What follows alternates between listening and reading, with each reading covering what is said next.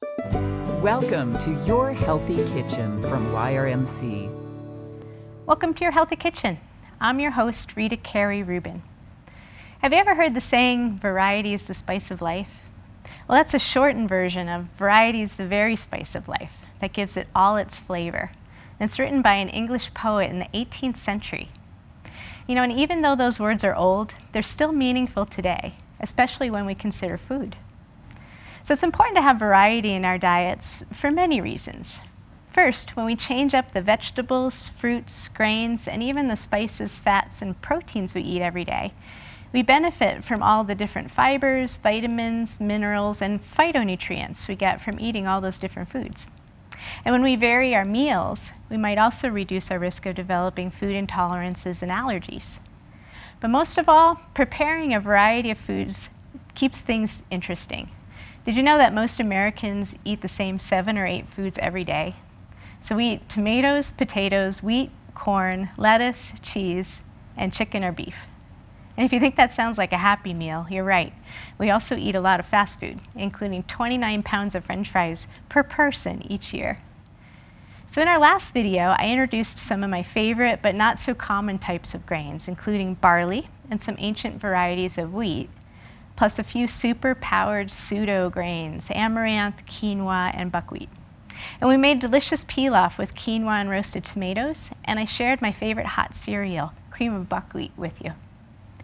And today I'd like to share some delicious ways to enjoy amaranth and farro, one of those ancient varieties of wheat. So amaranth is not a true grain, but it is a gluten-free seed that comes from a family of plants that are related to spinach. You know, people have been eating amaranth leaves and seeds for thousands of years, and they were a major part of the ancient Aztec diet.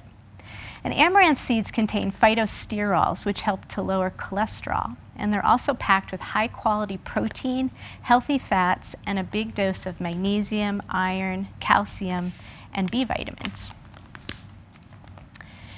And amaranth can be made into cream of wheat like hot breakfast cereal, or it can be added to other hot cereals as they cook. And I usually mix some amaranth in with my cream of buckwheat cereal. I use about a tablespoon of amaranth per serving of buckwheat.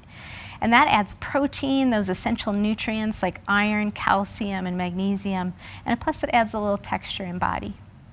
And cooked amaranth can also be blended into quick breads and muffins, and it can be prepared like polenta.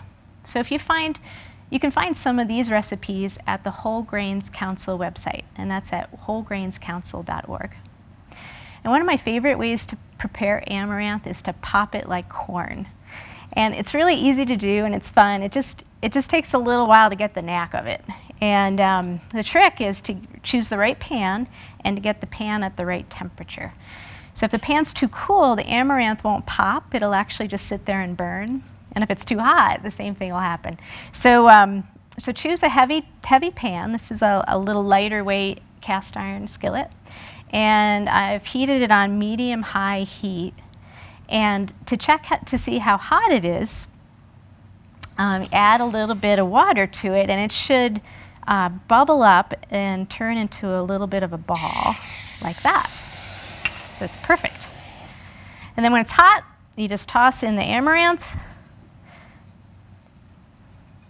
just enough to lightly coat the pan, and it will start popping right away. And you might lose a few might jump out of the pan. You can also use a mesh to cover it. I didn't do that today because I want you to see what happens when the amaranth pops. So you can see it just takes a couple seconds. It smells just like popcorn. And shake the pan a little. One thing with amaranth, when you pop it, is you don't need any oil. It's just in a dry pan. And sometimes not all the seeds will pop, and just keep an eye on it. And when they start to turn a little golden, that would be the time to take them out of the pan, just so they don't burn. So this looks pretty good. So I'll take those out. And I eat popped amaranth all the time. It's actually one of my favorite ways to eat amaranth. And I'll eat it as a topping. I'll put it on top of my hot cereal in the morning. It adds a nice little crunch and those extra nutrients, a little extra fiber and protein and iron and calcium. It's also great added to yogurt. So very often I'll do yogurt with some toasted walnuts and berries, and I'll put some amaranth on top. And again, adds a really nice crunchy flavor, and it's real pretty. Adds a nice little visual appeal. It's also really good on ice cream. So just so you know. You can also take some amaranth and mix it with some other seeds to make a crunchy seed topping. So I've got some hemp seeds here, and chia, and some buckwheat. These are just buckwheat groats. And so what I'll do is I'll mix equal amounts of seeds together and then add some of that popped amaranth to the mixture. And it makes a great topping for, again, for cereals and yogurt, and adds another layer of nutrients with extra protein and fiber, and all those nutrients like magnesium and calcium and iron. So farro is an ancient variety of wheat that has a very different genetic structure from modern wheat. And because of this, farro is lower in gluten and may be tolerated by some people with gluten intolerance. It has a really nice chewy texture and a wonderful earthy flavor. And to cook it, you can cook it just like rice. And what I do is I take the farro, maybe about a cup of farro, and add it to about 4 or 5 cups of water, and just boil it. And I also like to add some flavor to the water when I'm cooking the farro. So I'll add some, just a little pinch of salt, and then maybe a little bit of thyme and some bay leaf to the water. And just let it simmer at a really gentle boil for about a half an hour. And if you soak the farro overnight, or even just for a few hours, you can cut that cooking time in half. And so when it's done, it comes out, it looks a little bit like barley, has a nice chewy texture, and you can use cooked farro like this in soups. You could just toss it in a vegetable soup. It makes a really great base for a grain salad.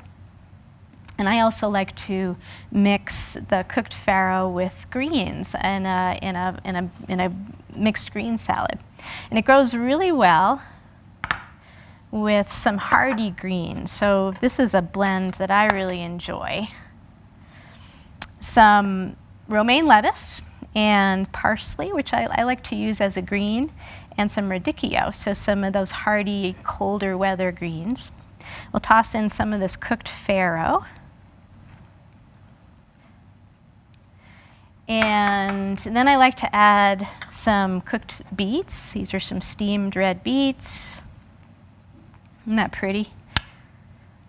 And for a little bit of sweet and tangy flavor, some orange sections, chopped orange, some toasted walnuts,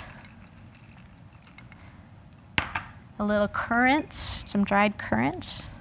So there's some real earthiness here with the beets and the farro, a little tiny bitter with the greens, and some sweet with the currants and the orange.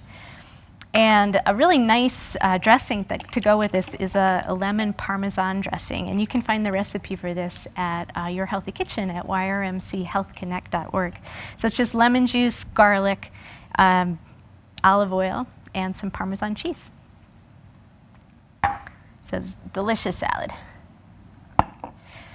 And so another way to cook farro is like rice again, but as a risotto.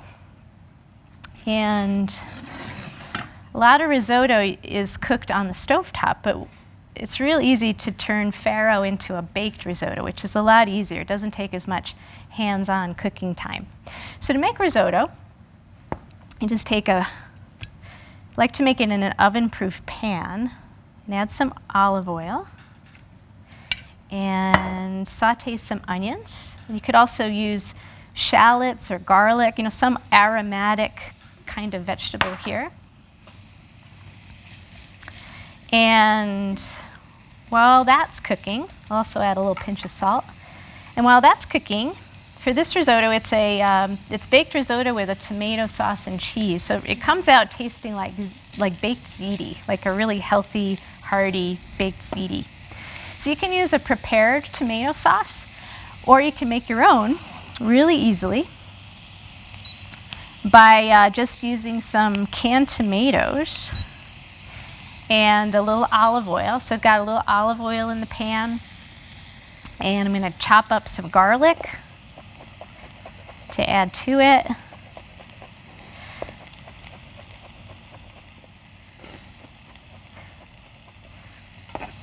And we'll just saute the garlic in the olive oil just for a few seconds until it starts to really smell really good. You get that aroma of garlic in the air. And I'll also throw in a little pinch of salt. Keep an eye on our onions here. They're cooking a little fast, so I'm going to turn the temperature down.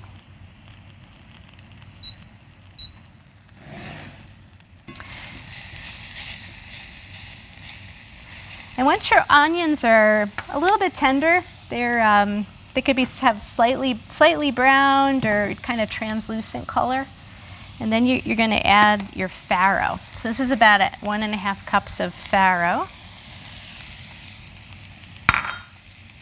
And toss that around in the pan so it gets coated in oil and it actually gets a little bit toasted.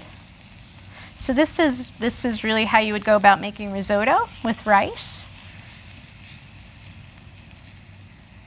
And for our sauce, I'm going to throw in some crushed tomatoes. I really like, you can use any kind of crushed tomato, but I really like the fire roasted brands that are out there. So throw that in there.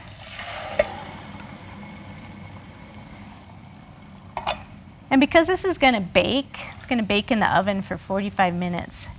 You really just need to heat up the tomatoes. They don't really have to sit there and cook for very long. So check on our farro here. Looks great and it smells delicious. So after those grains have been coated in oil and they've been toasted for a little while, you can add liquid to the pan. You can use just plain water or a broth. So this is just 1.5 cups of water. And I'll add our tomato sauce.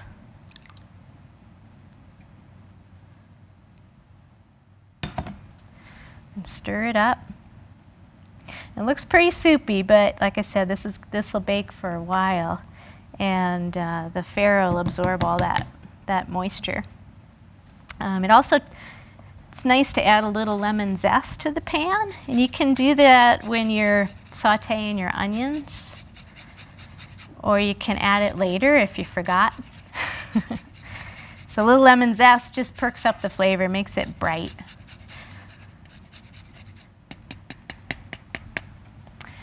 And then while that's heated up, I like to add a little bit of chopped chard or spinach or some other dark green.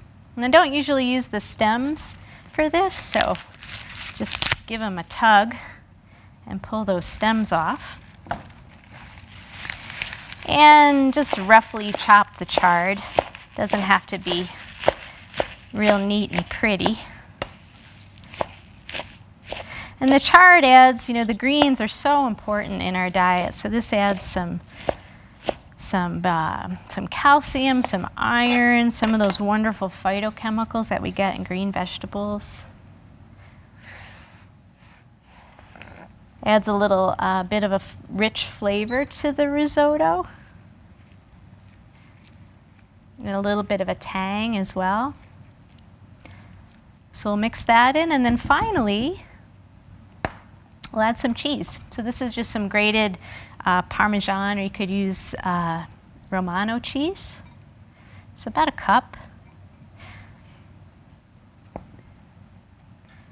And mix it in, and then cover it with foil, or if you have a top that can withstand a high temperature. So it'll be baked at 400 degrees.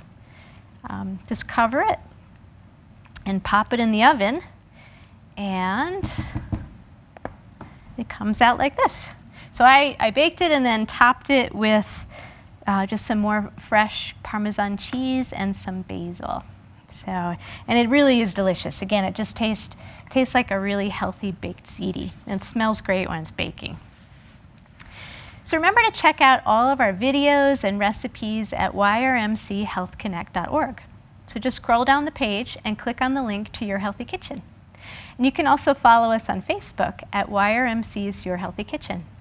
And you'll see what I'm making in my kitchen at home, get insider tips and recipes, and find great links to interesting news, websites, and videos about healthy food and cooking. So shake it up out there and add some variety to your meals with some of the many different delicious and nutritious grains and pseudo grains available today. And let me know what you're making in your own healthy kitchen on our Facebook page. And we'll see you soon.